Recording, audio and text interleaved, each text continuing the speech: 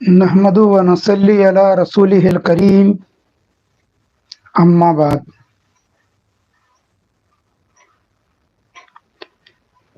آج کا جو موضوع ہے وہ ہے روح کیا ہے۔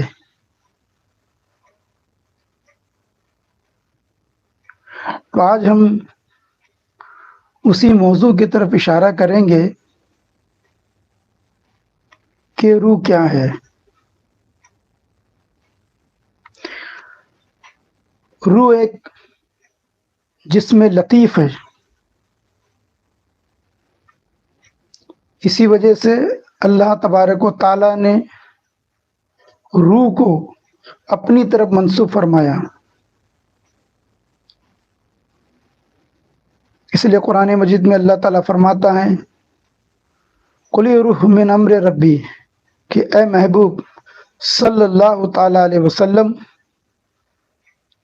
آپ فرما دیجئے کہ روح اللہ کے امر میں سے ہے، اور یہی روح اللہ کے رازوں میں سے ایک راز ہے۔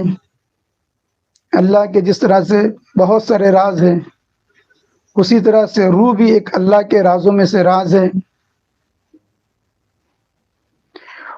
اور خلیفۃ اللہ بھی ہے۔ اس روئے زمین میں اگر اللہ کا کوئی نائب ہے تو وہ روح ہے۔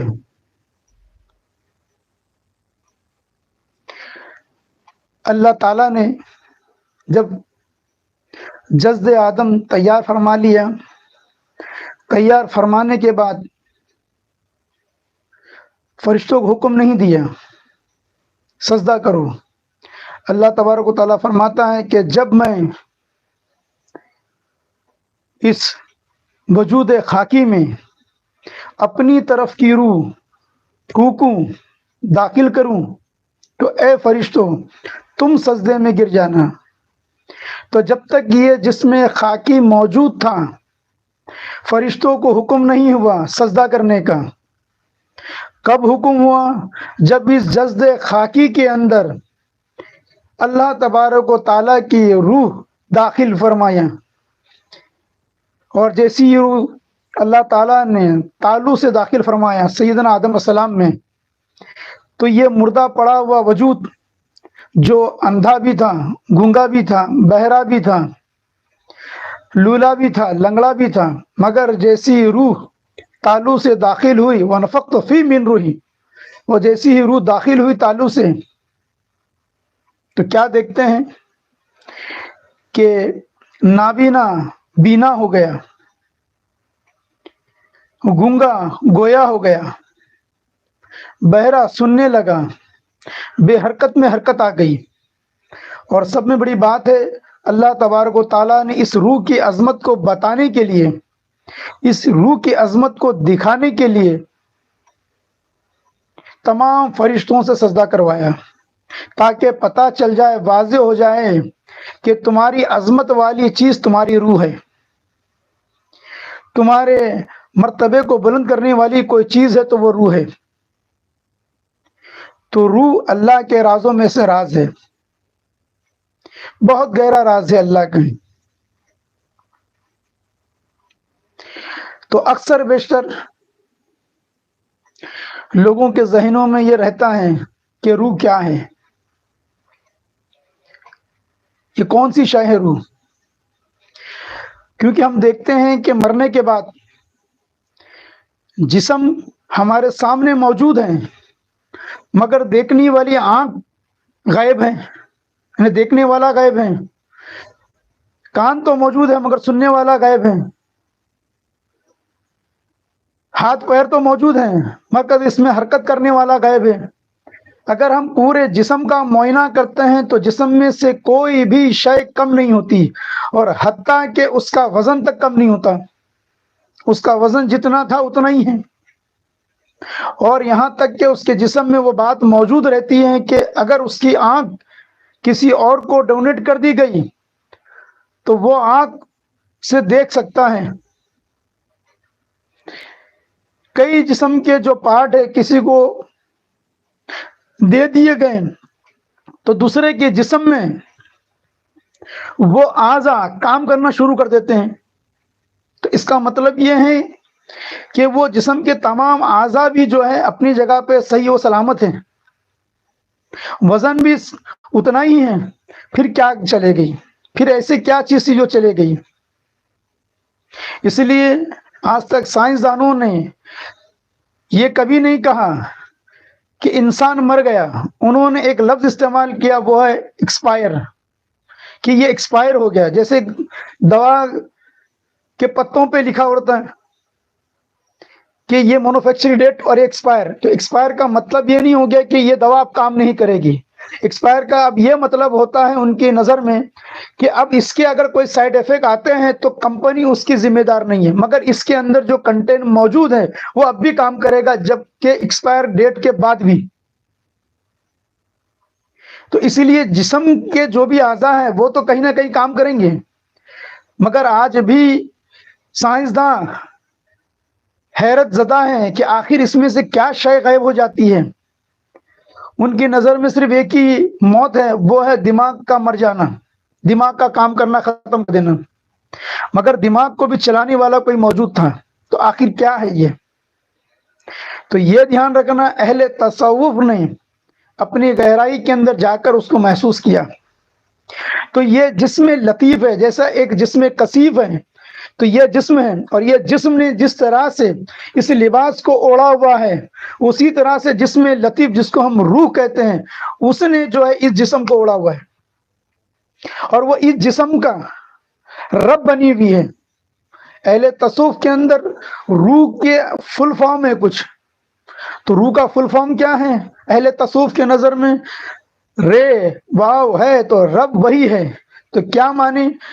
جسم کی پرورش کرنے والی. جو جسم چھوٹے سے بڑا کیسے ہوا؟ کیونکہ اس میں ربوبیت کرنے والی کوئی چیز موجود ہے. اللہ تبارک و تعالی رب العالمین ہے، یہ دھیان رکھنا. روح اگر رب ہے، اس لیے تو والدین کو مربی کہتے ہیں، یعنی پرورش کرنے والے. اسی لیے سورہ یوسف کے اندر قرآن مجید میں آیا ہے تو بادشاہ کو بھی رب کہا گیا. تو یہاں رب سے مراد پرورش کرنے والا. اور اللہ تبارک و تعالیٰ تو وہ رب الارباب ہے، وہ تمام رب کا رب ہے، وہ تمام رب العالمین ہے. تو رب العالمین کوئی نہیں ہے سوائے اللہ تبارک و تعالیٰ کے. تو جسم کا اندر ربوبیت کرنے والی چیز کون ہے؟ تو وہ روح ہے، جس کی وجہ سے جسم اتنا توانا ہوا، جسم اتنا بڑھ گیا، جسم یہاں تک پہنچا. اگر وہ روح کا جوہر موجود نہیں ہوتا اس جسم میں تو یہ جسم کب کا فنا ہو جاتا، سڑ جاتا. یہ روح کی خاصیت کیا ہے؟ دیکھو کہ جب تک یہ جسم میں موجود رہتی ہے تو جسم کو خوشبودار رکھتی ہے، جسم کو معطر رکھتی ہے.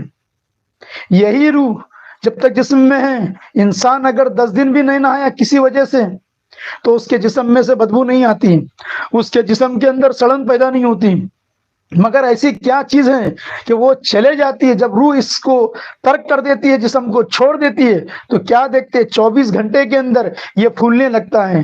48 گھنٹے میں ہم دیکھتے ہیں کہ اس کا پیٹ پھٹنے لگتا ہے، اس میں سے بدبو آنا شروع ہو جاتی ہے، کوئی شخص اس کے بازو میں کھڑے ہونا پسند نہیں کرتا. تو وہ کیا ہے؟ تو روح ایک خوشبودار ہے، جس نے وہ بھی خوشبودار ہے اور جسم کو بھی خوشبو رکھی ہے، خوشبودار بنا رکھی ہے. تو روح ہے کیا؟ تو یہ دھیان رکھنا روح کیا ہے. تو تھوڑا سا گہرائی میں اتر کے دیکھنا ہوگا کہ روح کیا ہے. تو گہرائی میں جب ہم اترتے ہیں تو جب ہم کہتے ہیں کہ یہ میں ہوں، میں، تو ہم اپنی طرف جب اشارہ کرتے یہ میں، تو یہ جو میں ہوں کا جو آپ کہہ رہے میں ہوں کا اشارہ کر رہے، اور جو میں ہوں کی جو آپ کو عرفان حاصل ہو رہا ہے، جو آپ کو احساس ہو رہا ہے، وہی روح ہے.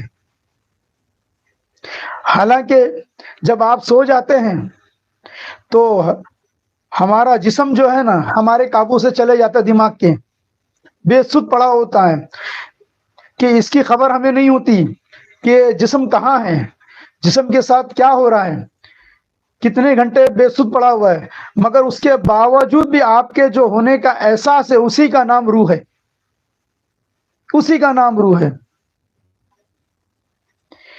اس لیے اللہ تبارک و تعالیٰ میرے امر میں سے ہے، میرے حکم میں سے. اسی لیے روح کو کیا کہا گیا کہ یہ روح جو ہے عالم امر میں سے ہے، عالم خلق میں سے نہیں ہے بلکہ عالم امر میں سے ہے. اور اس کے پاس اتنا پاور ہے کہ اس کے اندر بھی امر موجود ہے کہ یہ جس چیز کو حکم کر دے تو اس کے اندر بھی جو ہے وہ تبدیلی پیدا ہو سکتی ہے۔ اللہ تبارک و تعالیٰ نے اس میں بھی بہت سارے راز و نیاز رکھ دیا ہے۔ وہ اگر اس کی روح اس عرفان سے واقف ہو گئی تو روح کے عرفان کا نام ہی اللہ کا عرفان ہے۔ اس لیے من عرفہ نفسہ فقط عرفہ ربہ کا مطلب کیا ہے کہ جس نے اپنے نفس کو پہچانا ہے، یہاں نفس سے مراد آپ کی روح ہے۔ اس لیے ترجمہ کرنے والے کیا ترجمہ کرتے ہیں؟ جس نے خود کو پہچانا۔ خود سے مراد، میں سے مراد کیا ہے؟ میں سے مراد وہ روح ہے۔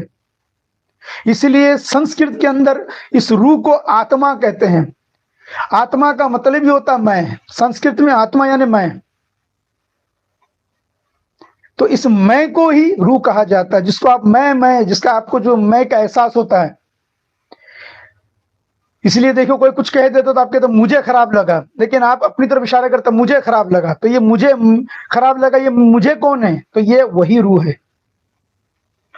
یہ وہی روح ہے کہ آپ کے سونے کے بعد بھی آپ کے جسم کی حفاظت کرتی ہے، آپ کے سونے کے بعد بھی یہ جاگتے رہتی ہے۔ روح کو نیند نہیں ہے بلکہ جسم کو نیند ہے۔ روح جو ہے وہ بیدار رہتی ہے۔ کبھی آپ کو اس کا نظارہ جو ہے خواب میں ہوتا ہے، آپ کہتے ہیں کہ میں نے فلاں کی جو انتقال کے بعد فلاں کی روح دیکھی، تو آپ نے کہاں دیکھا؟ خواب میں دیکھا۔ تو یہ جسم لطیف کہاں نظر آ رہا ہے؟ خواب میں، مگر ایک مثالی شکل میں۔ تو خواب کیا ہے؟ مثالی۔ تو روح جو ہے نور سے بنی ہے، نور سے پیدا ہوئی ہے، اور اس کو نور میں رہنے کی عادت ہے۔ اس لیے جب اللہ تبارک و تعالیٰ نے روح کو حکم دیا کہ جسد آدم میں داخل ہو جاؤ، تو روح داخل ہوتی ہے اور پھر باہر آتی ہے اور کہتی اے میرے رب، اے میرے خالق و مالک، میں تیرے پاس نور میں رہی ہوں، میں تیرے بارگاہ میں رہی ہوں، نور والا، نور کی بارگاہ ہے تیری، مگر یہ جو وجود خاکی ہے، یہ جو تو نے جو وجود بنایا ہے مٹی کا، اس میں ظلمت ہے۔ تب اللہ تبارک و تعالیٰ نے پیشانی آدم پر اپنا نور رکھا، اور یہ نور رکھتے ہی روح باخوشی داخل ہو گئی۔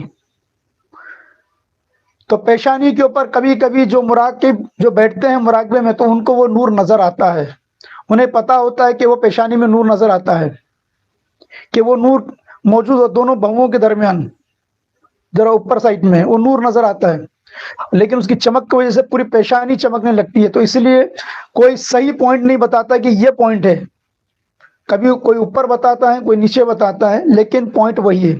لیکن یہ کب دیدار ہوگا؟ جب آپ مراقب ہوں گے، جب آپ مراقبہ کریں گے، جب آپ میڈیٹیشن کریں گے۔ اور یہ جو ہے آپ کی روح صرف دو ہی حالتوں میں دیکھی جا سکتی ہے، یا تو عالم خواب میں، یعنی خواب کی حالت کے اندر، یا مراقبے میں۔ کیونکہ مراقبہ جب کرتے ہیں تو اس وقت ایک مقام ایسا بھی آتا ہے کہ وہاں ترک وجود ہوتا ہے، اور وجود خاکی یہاں رہتا ہے، اور دوسرا جو ہے یعنی روحی، جس کا تعلق جو ہے ناف سے ہوتا ہے، ناف سے جو ہے وہ نکلتی ہے، جس کو ہم سلور کارڈ کہتے ہیں، اور یہ جو ہے مراقبے کی حالت میں دیکھا جا سکتا ہے۔ اور ہماری روح کی شکل بھی سیم جو یہ جسم کی جو شکل دکھ رہی ہے ویسی ہے، کوئی جدا گانا نہیں ہے، ویسی ہی شکل کی ہے۔ اب اللہ تبارک و تعالیٰ نے اس کے اندر ایک مقام رکھا ہے جسم کے اندر، تو اس کو ایک مثال سے پیش کیا اللہ نے، اس کو اپنی نور سے تعبیر فرمایا، تو اس کی ایک مثال بھی پیش فرما دیا اللہ نے۔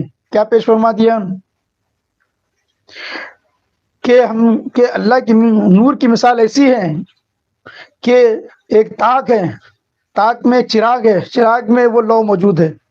تو کیا چیز ہے وہ تاک کو؟ کیا ہے وہ تاک کیا ہے؟ تو وہ جسم ایک تاک ہے، جسم وہ تاک ہے، اور دل وہ چراغ ہے، اور روح اس میں جلنے والی لو ہے، جو لو ہے وہ روح ہے۔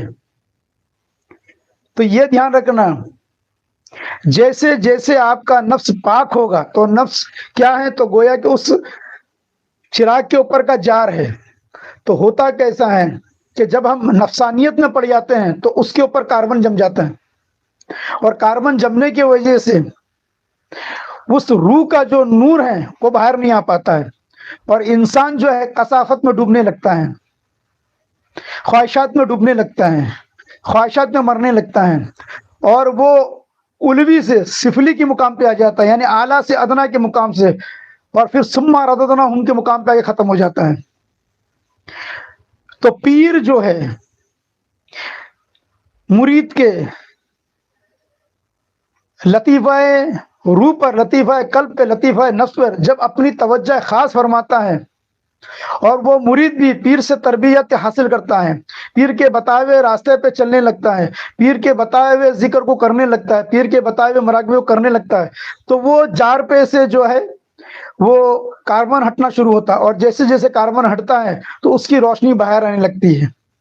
تو وہ جار کیا؟ آپ کا جسم ہے۔ تو وہ جو دل کے اندر موجود ہے، آپ دل پھر جیسے جیسے آپ اور ذکر فکر کرتے ہیں تو اس کی لو بڑھنے لگتی ہے، اور جیسی لو بڑھنے لگتی ہے تو وہ نور علی نور ہونے لگتا ہے۔ جس طرح سے کہا کہ نور علی نور ہو گیا، وہ چراغ، وہ لو نور علی نور، یعنی کہ پھر اس کا کنیکشن اللہ سے ہونے لگتا ہے، پھر وہ براہ راست اللہ سے جو ہے بہت سارے الہامات پانے لگتی ہے، اس روح کے اوپر اللہ کے الہامات ہونے لگتے ہیں۔ پھر اس روح کو جو ہے اللہ تبارک و تعالیٰ کئی علم سے عطا فرماتا ہے، اور اپنا علم لدنی عطا فرماتا ہے۔ کب؟ جب اس روح کے اندر لطافت آ جاتی ہے اور وہ کثافت کو دور کر لیتی ہے۔ تو یہ کثافت کب دور ہوگی؟ جیسے تیل کثیف ہے، وہ گھی کثیف ہے، مگر جب اس میں شمع جلائی جاتی ہے وہ لو کے اندر، جب وہ نور اس کے اندر پیدا ہوتا ہے تو وہ کثافت کو لطافت میں بدلنے لگتا ہے۔ تو آپ کی روح بھی جب اللہ کا ذکر کرنے لگتی ہے، تصور شیخ کرنے لگتی ہے، تو آپ کی کثافت بھی لطافت میں بدلنے لگتی ہے، اور یہ آپ کی جو روح کا نور ہے اللہ کے نور سے مل کر نور علی نور ہو جاتا ہے۔ اس نور کا مشاہدہ کہاں ہوتا ہے؟ بس میں نے بتایا نا، یا تو عالم خواب میں ہوگا یا عالم مراقبے میں ہوگا، مراقبے کی حالت میں ہوگا۔ جب آپ مراقبہ کرتے ہیں تو اپنی روح کی عظمت کو سمجھو، سارے جو اسرار ہے آپ کی روح میں ہیں۔ اسی لیے جب پیر خلافت عطا کرتا ہے مرید کو تو جسم کو بظاہر خلافت نظر آ رہی ہے کہ جسم کو عطا ہو رہی ہے، جسم کو نہیں بلکہ پیر جو ہے اس کی روح کو عطا کرتا ہے۔ پیر روح کو خلافت عطا کرتا ہے، اور روح بھی اللہ کے خلیفۃ اللہ میں سے ہے، مگر وہ اس دنیا میں آ کر اپنے آپ کو فراموش کر دیتے ہیں کہ وہ کیا ہے، اپنے مقام کو بھول جاتے ہیں، وہ کیا پانے کے لیے آیا وہ بھول جاتے ہیں، کس مقام کے لیے آیا وہ بھول جاتے ہیں۔ تو پھر اسی وجہ سے رہبر رہنما پیر و مرشد کی ضرورت پڑتی ہے، تاکہ وہ اس کی روح کو وہ راہ دکھا سکے، اس روح کو اس مقام تک پہنچا سکے جو مقام اعلیٰ سے اعلیٰ ہے۔ اب ہوتا کیا ہے، روح جو ہے وہ نفس کے مقام پہ آ کے رک جاتی ہے، کیونکہ نفس کے مقام کے اندر لذت رکھی ہوئی ہے، وہ ظاہری طور پہ جو ہے اس لذتوں میں کھو جاتے ہیں، وہ لذتوں میں پڑ جاتی ہے، وہ اپنے مقام کو بھول جاتی ہے کہ میں کیا ہوں، میں کون ہوں۔ تو یہ میں کون ہوں اسی کے عرفان کو جاننے کے لیے بیعت شرط کر دی گئی۔ اگر اسی کو جاننا ہے میں کون ہوں، اسی کے لیے بیعت فرض ہے، اسی کے لیے مرشد کامل کی ضرورت ہے، اور جس کو خود کو جاننا نہیں ہے، جس کو اپنے عرفان سے آگاہی نہیں ہونا ہے، اس کو کسی پیر کی ضرورت نہیں ہے۔ تو یہاں خود کے عرفان سے آگاہ ہونے کے لیے پیر کامل کی ضرورت ہے۔ تو یہ روح کیا ہے؟ یہ میری مربی ہے، میرے جسم کی مربی ہے۔ روح کیا ہے؟ تو روح میں ہوں۔ روح کیا ہے؟ روح میں ہوں۔ اور اگر خود کو آپ کو جس طرح جسم کو آپ نے پاک کیا، اسی طرح آپ کو روح کو بھی پاک کرنا ہوگا۔ تو روح کیسے پاک ہوگی؟ تو تصور شیخ سے پاک ہوگی اور ذکر الہی سے پاک ہوگی، اور بغیر ذکر الہی کے، بغیر تصور شیخ کے روح پاک نہیں ہو سکتی۔ اور سب میں بڑی چیز یہ ہے کہ محبت رسول، جس کے دل میں محبت رسول ہے اس کی روح پاک ہو گئی، جس کے دل میں محبت اہل بیت ہے اس کی روح پاک ہو گئی۔ تو پیر کامل اہل بیت کی محبت کو بڑھاتے جاتا ہے، رسول پاک صلی اللہ علیہ وسلم کی محبت کو بڑھاتے جاتا ہے، اللہ تبارک و تعالیٰ کی محبت کو بڑھاتے جاتا ہے، اور روح کے عرفان سے واقف کراتے جاتا ہے۔ ہم جتنی بھی بات کہیں گے وہ روح کی طرف اشارہ ہوگا، روح کو تو خود جاننا ہوگا کہ روح کیا ہے، کوئی معمولی چیز نہیں ہے۔ یہ دھیان رکھنا، ایک نقطہ میں کھول رہا ہوں کہ جس کی روح تیار ہے تو اس کا جسد جو ہے ماں کے پیٹ میں تیار ہوگا، اور تب جا کے روح داخل ہوگی اس میں۔ اور جس کی روح موجود نہیں ہے، اگر جسد تیار بھی ہوا تو وہ جسد جو ہے ماں کے پیٹ میں ٹکے گا نہیں، بلکہ وہ فنا ہو جائے گا، ختم ہو جائے گا، اباؤٹ ہو جائے گا وہ۔ اور اللہ تبارک و تعالیٰ کو جس کو لانا ہے تم لاکھ کوشش کرو، وہ لا کے رہے گا، کیونکہ اس کی روح موجود ہے، اس کی روح انتظار کر رہی ہے۔ یہ دھیان رکھنا۔ روح انسانی سے بڑا آپ کو کوئی اچیومنٹ نہیں اور کوئی چیز نہیں ہے. یہاں کئی قسم کی روح موجود ہے. روح جمادی موجود ہے، روح جمادی، روح نباتی، روح حیوانی، پھر روح انسانی. یہ تینوں روح کے اوپر روح انسانی کا غلبہ ہے، اور انسان یہ تمام مقامات سے گزرا، روح جمادی سے بھی، روح نباتی سے بھی، روح حیوانی سے بھی، اور پھر جا کے جو بلند مقام پہ پایا اپنا، وہ کیا ہے؟ تو روح انسانی. اصل میں روح انسانی کا نام ہی انسان ہے. یہ جسم کا نام انسان نہیں ہے، روح کا نام انسان ہے. انسانیت کو کہتا ہے نا کہ انسانیت تمہارے اندر سے، تو انسانیت مر گئی. مطلب کیا ہوا؟ جسم تو موجود ہے، آنکھ تو وہی موجود ہے، کان تو وہی ہے، پیر تو وہی ہے، لیکن کیا مر گیا؟ تو آپ کی روح جو ہے، یعنی بظاہر زندہ رہتے ہوئے مر گئی ہے. کہتے ہیں نا آپ کا ضمیر مر گیا. تو ضمیر کیا ہے؟ تو آپ کی اصل میں وہ روح، یہ میں ہے. آپ کا جو میں ہونا، آپ کا ہونے کا جو آپ کو احساس ہے، اسی کا نام روح ہے. جو آپ سونے کے بعد بھی وہ احساس ختم نہیں ہوتا، اور وہی روح ہے جو سونے کے بعد بھی آپ کے جسم کی حفاظت کرتی ہے. یہی وہ روح ہے جو آپ کو عالم ادنا سے لے کے مقام ناسوس سے، عالم ناسوس سے نکال کر آپ کو عالم جو ہے باہو تک پہنچاتی ہے. یہ روح کا ہی کمال ہے، یہ روح کی ہی لطافت ہے. جب بدر کے میدان میں ہم نے کیا دیکھا؟ اس طرف بھی جو ہے کفار موجود تھے، اور اس طرف جو ہے مومنین موجود تھے. تو ہوا کیا؟ تو مومنین کے روح کے اندر ایمان کی روشنی، ایمان کی چاشنی تھی. وہ 313 ہو کر بھی ہزاروں پہ بھاری ہو گئے. کیوں ہو گئے؟ وہ کون سی طاقت تھی؟ تو وہ روح کی طاقت تھی، وہ ایمان کی طاقت تھی جو روح کے اندر داخل ہو گئی اور اس کو کس مقام پہ پہنچا دی. تو یہ دھیان رکھنا، روح جو ہے کہاں سے آئی؟ اللہ کے پاس سے آئی، عرش سے آئی ہے.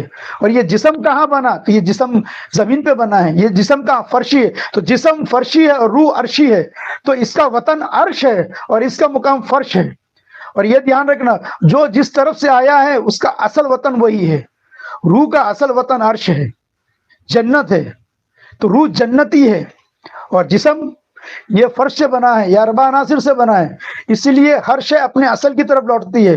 اس لیے جب جسم مر جاتا ہے تو ہم جب قبر میں ڈالتے ہیں تو کیا کہتے ہیں کہ اللہ تعالیٰ نے اس مٹی سے بنایا، اسی مٹی میں دفن کرو، اسی مٹی سے اٹھائے گا. مگر روح کے تعلق سے ہم کیا کرتے ہیں؟ انا للہ و انا الیہ راجعون، کہ بے شک روح اللہ کی جانب سے آئی اور اللہ کی جانب لوٹے گی، اور ہم بھی اللہ کی طرف لوٹیں گے. تو روح کہاں لوٹیں گے؟ اللہ کی طرف، اور اللہ نے روح کو اپنی طرف منسوب کیا ہے. تو روح جس میں لطیف ہے. یہ دھیان رکھنا، روح کی مثال کو میں ایک پلین کاغذ سے سمجھاتا ہوں. ایک پلین کاغذ ہے، کوڑا کاغذ ہے. جب روح داخل ہوتی ہے، آتی ہے، تو پلین کاغذ کی طرح ہوتی ہے. مگر جب اس کے اندر کثافت آنے لگتی ہے، گناہ ہونے لگتا ہے، تو گویا کہ سیاہی چھڑکتے جاؤ. ہوتے ہوتے ہوتے کیا ہوتا ہے؟ یہ کاغذ پورا جو ہے نا سیاہ ہو جاتا ہے، کالا ہو جاتا ہے. پھر اس پہ سیاہی پھینکو، پھر نظر نہیں آتا ہے. مطلب کیا ہوا؟ یہ آپ کی روح اگر اللہ کے عشق میں رنگتے جائے گی، رسول اللہ کے عشق میں رنگتے جائے گی، عشق پیر میں رنگتے گئی، تو نور علی نور ہو جائے گی. اور اگر نفس کے رنگ میں رنگتے گئی، نفس کی جو سیاہی اس کے اندر آتی چلے گئی، نفس کی کثافت آتی چلے گئی، تو کیا ہوگا؟ ایک دن یہ روح بھی جو ہے کثافت میں آگے ختم ہو جائے گی. تو یہ فنا ہو جائے گی. یہ دھیان رکھنا، فنا کا مراد اس کو موت نہیں آئے گی، روح کو موت نہیں ہے. تو موت کیا ہے؟ جسم کا روح کو چھوڑ دینے کا نام موت ہے. جسم کا روح کا جسم کو چھوڑ دینے کا نام موت ہے.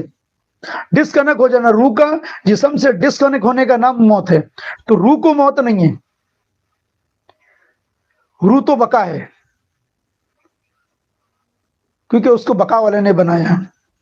اس کو کوئی فنا نہیں کر سکتا، نہ اس کو کوئی کاٹ سکتا ہے، نہ اس کو کوئی جلا سکتا ہے، نہ کوئی اس کو موت دے سکتا. تو روح کے اندر اپنے لطیفے ہیں موجود ہیں.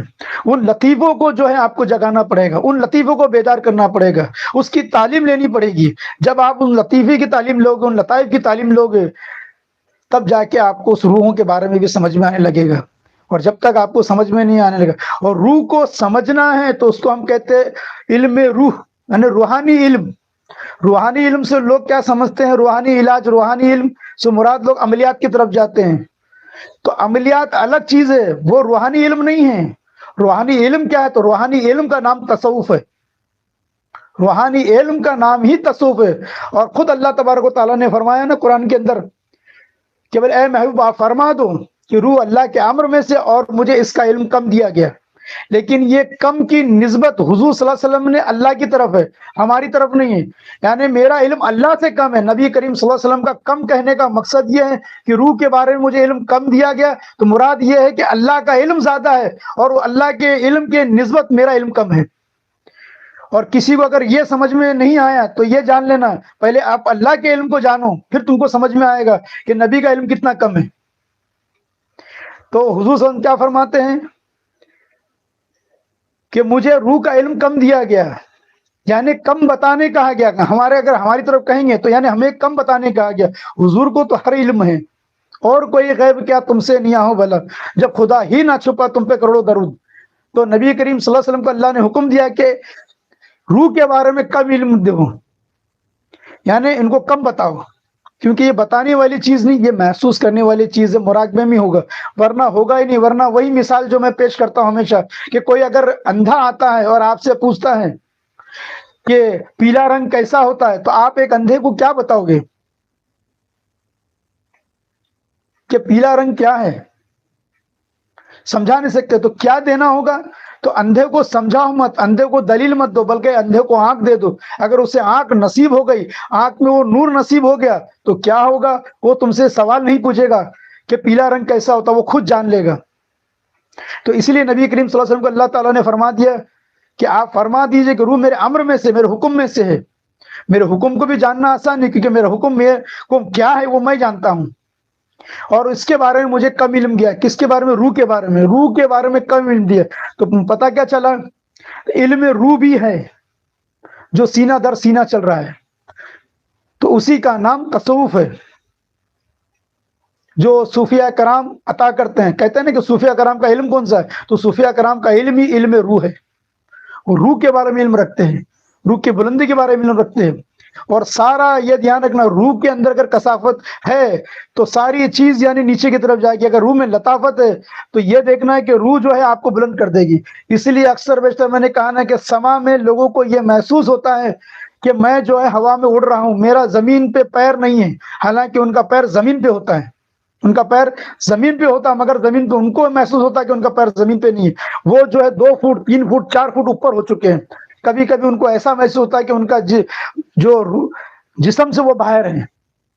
حالانکہ سامنے دکھنے والے کو یہ دکھتا ہے کہ وہ جسم میں، مگر یہ ہوتا ہے. مگر اگر وہ اور بلندی پہ جائے گا تب جا کے اسے پتا چلے گا کہ جسم کہیں اور مقام پہ اور کہیں ہے. اور پھر وہ روح کی کرامتوں کو بھی جان لے گا، روح کے رازوں کو بھی جان لے گا. جیسے حضور سیدنا غوث پاک رضی اللہ عنہ کے بارے میں آتا ہے کہ آپ جو ہے بیک وقت 70 جگہ پہ موجود تھے. تو وہ کیا ہے؟ تو وہ غوث پاک نے اپنی روح کو جان لیا، اس کے راز کو جان لیا. تو کیا ہوا؟ جو روح کے راز کو جان لیتا ہے وہ ہر جگہ موجود ہو سکتا ہے، کیونکہ روح کے اوپر جو ہے نہ ٹائم اپلائی ہوتا نہ اسپیس. تو روح ٹائم اور اسپیس سے باہر ہے، زمان اور مکان سے باہر ہے. اور جو زمان مکان سے باہر ہے وہ ہر جگہ موجود ہے. اور جس کے اوپر ٹائم اور اسپیس اپلائی ہوتا ہے، جیسے یہ جسم ہے، یہ جسم یہاں موجود ہے تو وہاں موجود نہیں ہے. مگر اب مسئلہ یہ ہو گیا کہ جس روح کی جو رفتار ہیں وہ کیا رفتار ہیں؟ کوئی معمولی رفتار نہیں ہے. جس سلیمان علیہ السلام کا واقعہ تو آپ نے سن ہی لیا کہ حضرت سلیمان علیہ السلام نے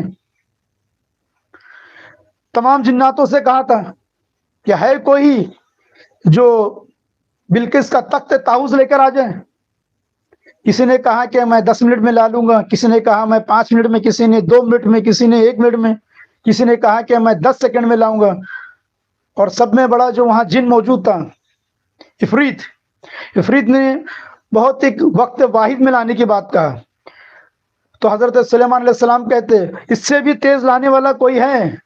تو آپ کے وزیر جو انسان تھے حضرت آصف بن برقیہ، وہ کہتے کہ میں پلک جھپکتے لا سکتا ہوں. اور آپ نے جو ہے پلک جھپکتے ہی جو ہے وہ تخت طاؤس یعنی وہ بلقیس کا تخت لے کر آ گئے. تو وہ کون سی طاقت تھی؟ وہ جسمانی نہیں تھی بلکہ وہ روحانی طاقت تھی، کیونکہ انہوں نے اس روح کے راز کو جان لیے تھے. اور ہمارے لیے سب میں بڑا راز ہی روح ہے. جو ہم کہتے ہیں نا کہ میں کون ہوں، تو میں کون ہوں بولے تو اس سے مراد یہ ہے کہ روح کیا ہے. اسی راز کو جاننا ہے آپ کو. جس نے جان لیا وہ پار ہو گیا. اور سب میں بڑا مقام جو ہے آپ اس روح کو ہی اللہ نے عطا فرمایا. اللہ نے سب میں بڑا جو تاج خلافت اس روح کے سر پہ رکھا.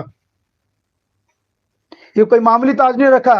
اسی تاج کی وجہ سے کیا ہوا؟ تمام فرشتوں کو سجدہ کرایا, تمام معصوم فرشتوں کو. کس وجہ سے؟ کیونکہ اس کو اللہ تبارک و تعالیٰ نے روح عطا فرمایا ہے, اور سب میں بڑی نعمت ہے, سب میں بڑا انعام ہے, وہ روح بھی روح ہے انسانی.